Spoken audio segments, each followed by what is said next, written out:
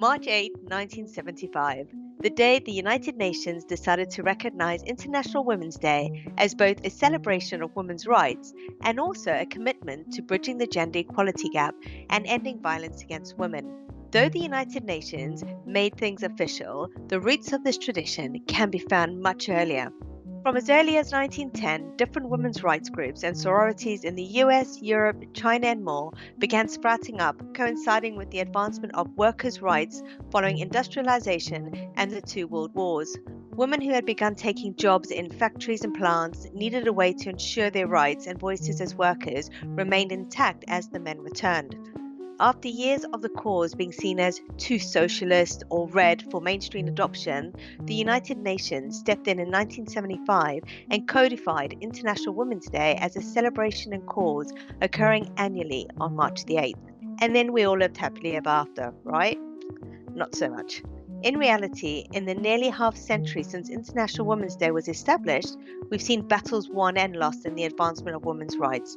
As time and progress march forward, so do we, encountering new obstacles and successes along the way. So join us as we attempt to break the bias and celebrate International Women's Day in 2022.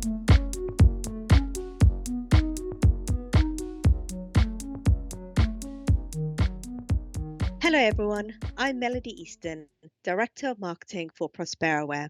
And if you were expecting to hear Mike today, don't worry, he'll be back for the next episode with our sit down with Tina Harkins, one of 2021's most influential women in legal tech.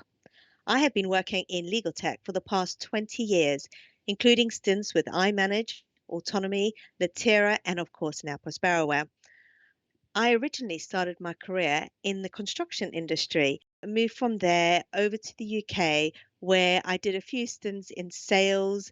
It was there that I found my love for marketing, and as they say, the rest is history. In honor of International Women's Day, I want to bring you into a world of topics that for some of you aren't necessarily part of your everyday consideration. This world may seem identical, but the rules, expectations, and preconceptions are weighted differently for some. It's a world which I navigate each day, and so too do many of my closest colleagues, friends, mentors, and even our daughters and granddaughters. I'm speaking, of course, of the world as it exists for women. Now, don't get me wrong, we've seen great progress over the years, and where we stand in 2022 is much different than 10, 20, and even 50 years ago. We're finally getting our seat at the table, and now we want to be part of the conversation in more meaningful ways. Shortly, I'll be joined by a few of my peers from both Prosperoware and Latera to discuss our shared obstacles, successes, and experiences as professional women in legal tech and the working world more generally. But first, I wanted to present you all with a bit of data that I came across while prepping for this episode. Recently, outlets around the globe have started commenting on what they dub the PETA problem. This refers to a handful of similar studies carried out in Europe, which were aimed at uncovering the inequality gap between men and women in executive leadership roles. The series of studies found that in the UK, there were more male identifying CEOs named PETA, in fact, there were 6, than women CEOs, a total of 5. Nearly identical stats were found in the Netherlands as well, except it was Peter with an I. Now, this isn't meant to be an indictment of our Peters, Pauls, Johns, or Georges, but instead a signal that it's time for new voices to join the fray.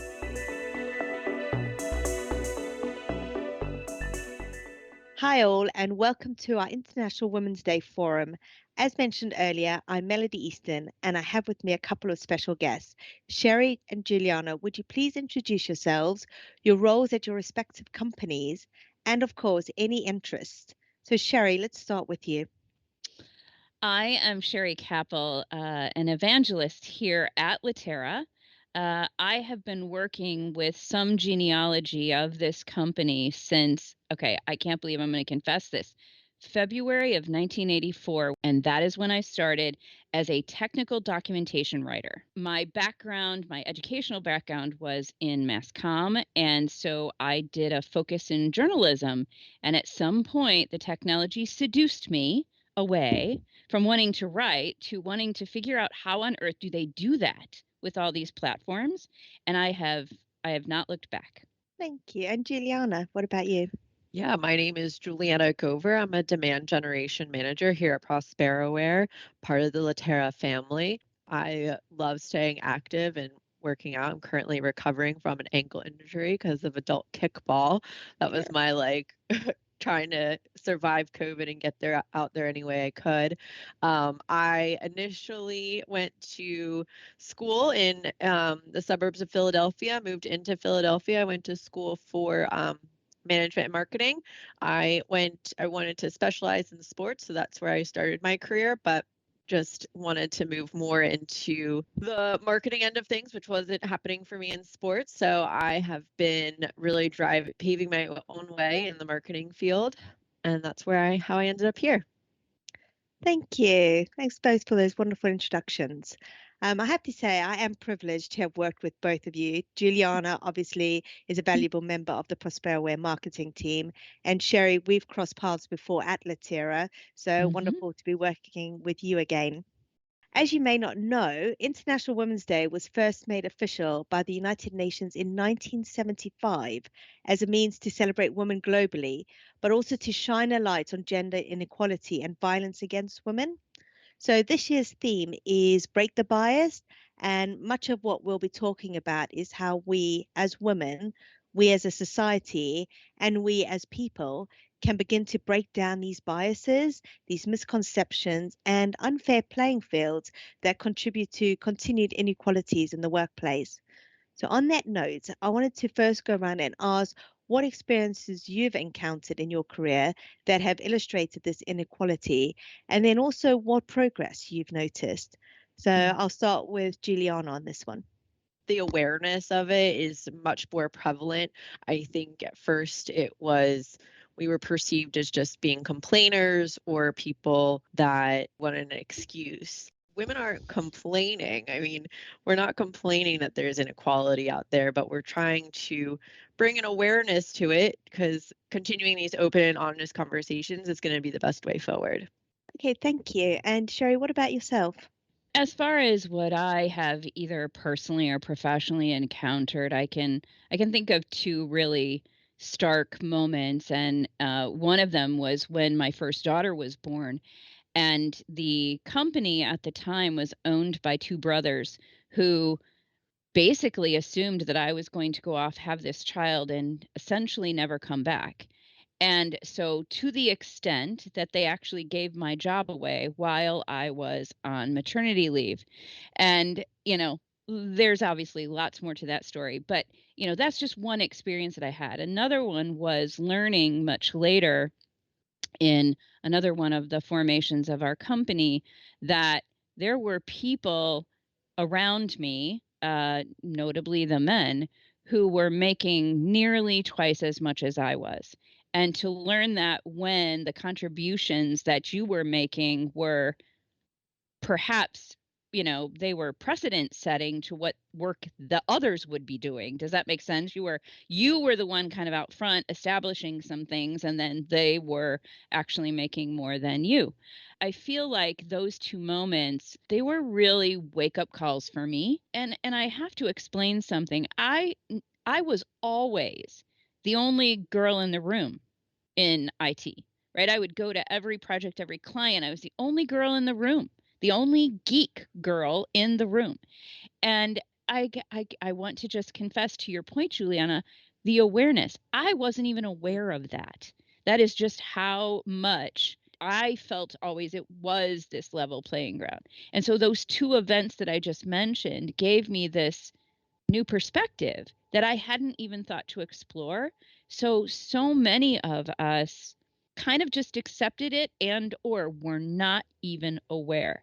And so I have very much enjoyed the visibility that International Women's Day, that breaking the bias initiatives, that women founders, all of the people who have voices. I have much appreciated the awareness that has been raised, and for the next generation of women, this is going to be a whole different kettle of fish, gratefully so. Something you've just said there, Sherry, I had a similar experience. I started my working career out in construction. I trained as a building surveyor, so I used to go on construction sites. And when I was just 20, I would go on these sites, I would do the measuring up and come back and do the progress payments for the subcontractors. It was really interesting because quite often I would be called back out to site and made to remeasure while the subcontractors stood there to prove that I had done it correctly. And I can remember going back to my male peers and saying, "Do you ever have to do this?" And they were like, "No." And I Mhm. thought, it's because I am a woman in this very male dominated space. And it wasn't seen, I'm talking 20, 25 years ago, women weren't seen on construction sites. And it's interesting now when I look around, especially in the tech world and on construction sites, now that there are so many more women. But my thing was, I just gave up. I stopped fighting and I just went, the world isn't ready for this, which is how it was back then, because I was just like, oh, well, my timing's wrong. Let's move on. Yeah. How about the way you dressed? Because when I was in the sports world, the guys only had, we had to dress up for game nights, and the guys only really had to buy one or two suits and then maybe a few shirts, and they can mix and match. And I would constantly get comments like, you're not wearing high heels, or um, like, this dress is not nice enough for game night, or what have you. And it was just like constantly like, well, you guys, the pay grade for sports is going to be, is that baseline level of Mhm. what you can live on. So how much do you really expect me to be able to afford to mix it up where you're not going to recognize a dress from week to week? I had a sort of similar thing on the opposite end of the spectrum, though, Juliana. In my company, again, years ago, the women got clothing allowances. Now, you all, this is great. Obviously, we all were very appreciative. Yeah. However, at the same time, it was a little interesting to think about that. Like, we got clothing allowances so that we would, have this really great appearance. And so you could totally say that was a bias, couldn't you? Mhm. Like, yeah, we Yeah. should be grateful for that extra money, but also then that just shows you how much they expect you to dress up more than your, and how much that matters more than your male How, peers. how to be a prop, that's kind of where you could take it if you were being really again that lens. The lens wasn't necessarily good, let's say. So, Yeah. Sherry, out of curiosity, with regard to that, were you given guidelines on what you could spend that money on and what you had to buy and dress, or was it just, No, yeah? no, it was Oh, so never had again, that it part. was a very generous thing. I will not say anything otherwise. Uh, but as I said, I just always appreciated that. It reminded me of kind of like the stewardesses on an airplane. You know what I'm saying? That they had a whole different level of discomfort in clothing than Yeah. and constraints perhaps. And there is this moment when you gain awareness or you gain an insight and you think, wow, that's not right. Yeah. um Mm. and if you can bring your head up from doing all the work that you're doing to speak about it or bring it up, I think that is the thing I am most enjoying about International Women's Day and about the awarenesses that everyone is having, not just the women. No, I totally agree. And I think it's all about addressing the balance, making sure that, for Mhm. both of you, the experiences were different, but it's now how do we address that balance and get it to a level playing field. With regard to that, I just wondered, on your journey to where you are now, did you actually have any women that you could look up to, any role models that you could look to um, as you were moving up through your career? Sherry, you've already sort of lent to this a bit and just thought the world was normal with just you being the only female geek. But where did you have any around, in your You journey? know, I would say in my family, I had grandmothers who, when the war happened, right? They went to work for the first time. They went to work. And my grandmothers were both these just fiercely independent, wage earning and so I had that always in my background, and I feel like that was such a gift. So they were inspirational. And then equally, I would find myself always working with very entrepreneurial women during my kind of years when it was either jobs in high school or jobs in college or out of college even. And so I would say that I was just surrounded by them at the very, very start. I feel like at the same time that didn't equip me for the call it proper organization because there was just so much that was assumed that I would do that I would just do. And I didn't even think about it in the context of will I be owning, that cleaning responsibility forever. um, but I think that's really where it all came from, honestly. Oh, fantastic. And what about you, Juliana? Yeah, I've been very lucky. My first boss with one of my first internships was female. She was awesome. She, I think, really set a great foundation for how I should work, how I should take initiative in my work and really find that cutting edge. And then my first professional boss was male, but then after that, it was mostly women. I would say like 90% of them were women. Um, and very strong women. I had one boss who was with the company forever. She had a great family life. She balanced it well. She worked it out to what she needed to do. She basically worked 10-hour days because she wanted that extra day with her time, and she fought really hard to make that a reality for her. That I thought was just a great example. And then I've had women bosses that their career is that driving force in their life. They don't want children, and that's okay. So I've had a really good balance of it, which I know I've been lucky. When I do have male bosses, it's almost like, okay, I don't really know how to. I'm trying to make sure I feel it's like that uncomfortable place for me. It's not the norm for me. So it's not that I'm uncomfortable with male bosses, but it's not has not been the norm for me in my career, which is Mm. I think uncommon for a lot of women. And I think I'd like to just say something to that point. I have worked for a lot of women. I have worked for a lot of men.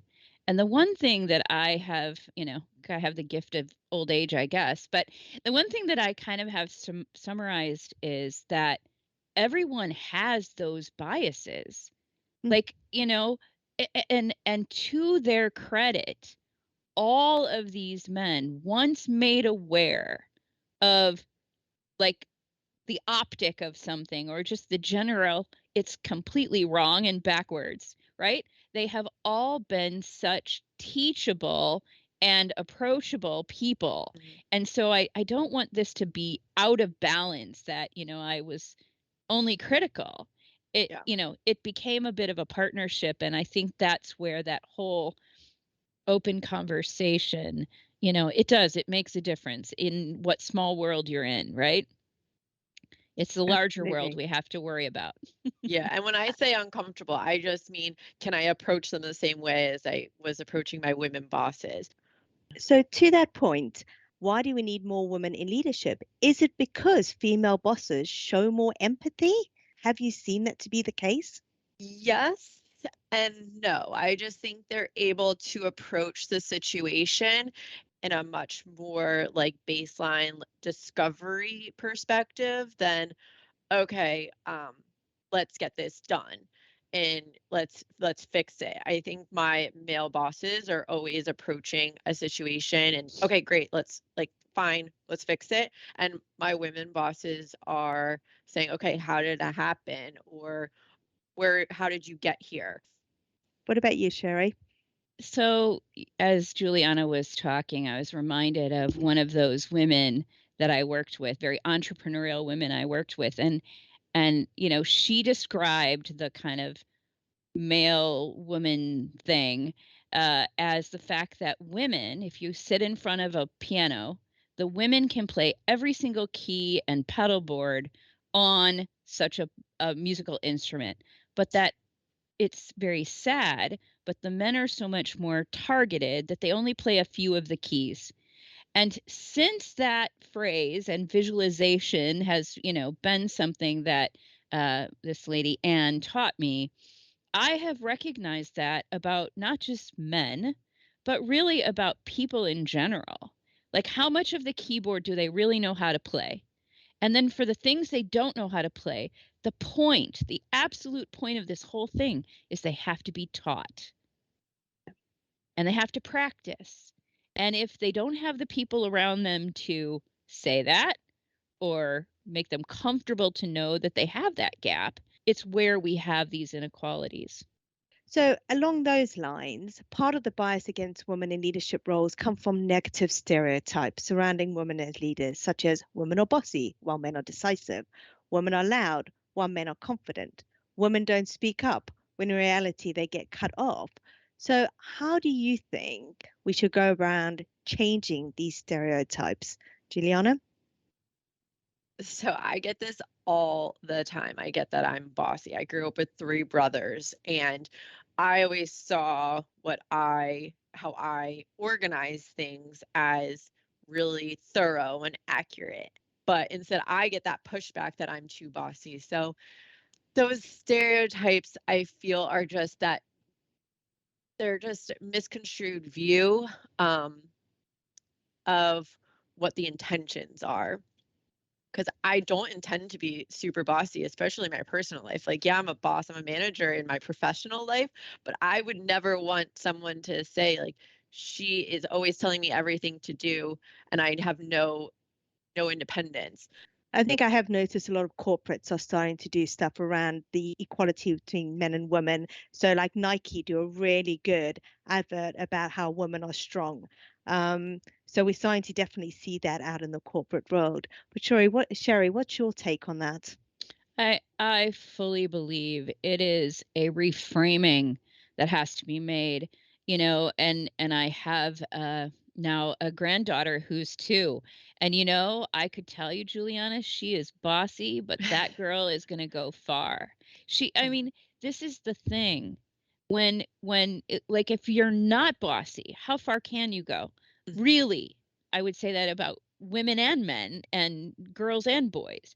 You have to know how to frame it and cast it. And if your whole life it's denigrated down to being bossy, it becomes it's almost like a kicked shin. You just keep getting kicked in the same place and you avoid it.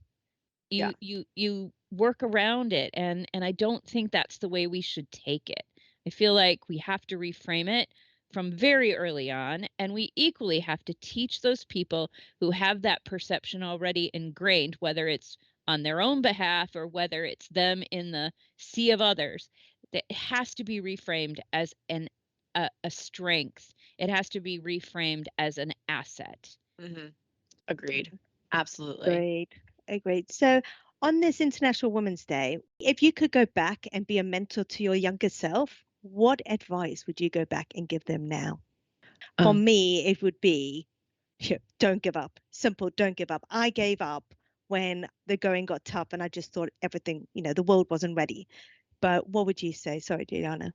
that's okay. I would say slow and steady. I think a lot of my life I've expected that the sprint is going to get me where I wanted to go. If I just ran hard enough, worked hard enough. But I burnt myself out doing that when I was younger. You got to make sure that you stay slow and steady to make sure you are going to get to where you want to get in the condition that is not completely broken. Thank you, Juliana. What about you, Sherry? I would say surround yourself with, you know, um, people who can guide you. And sometimes those things, as you said, Juliana, that are little things, maybe they don't feel like little things, right? But if you had someone and multiple someones who kind of help you understand that and navigate that, friends, girlfriends, advisors of some kind, just make sure you always have an advisor network.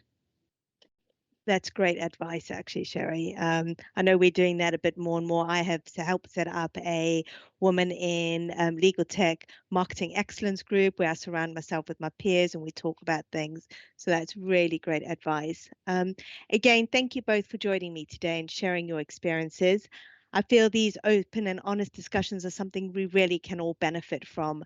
When you sit and you speak with someone, you're both imparting a little bit of your world and experiences onto them, bringing us closer to empathy and understanding. That will do it for the special International Women's Day edition of Prosperotune. Keep an eye out for our next episode launching in late March, featuring our own Tina Harkins, data disposition expert and one of legal tech's most influential women of 2022. For Juliana and Sherry, I'm Melody Easton, and this is Prosperotune.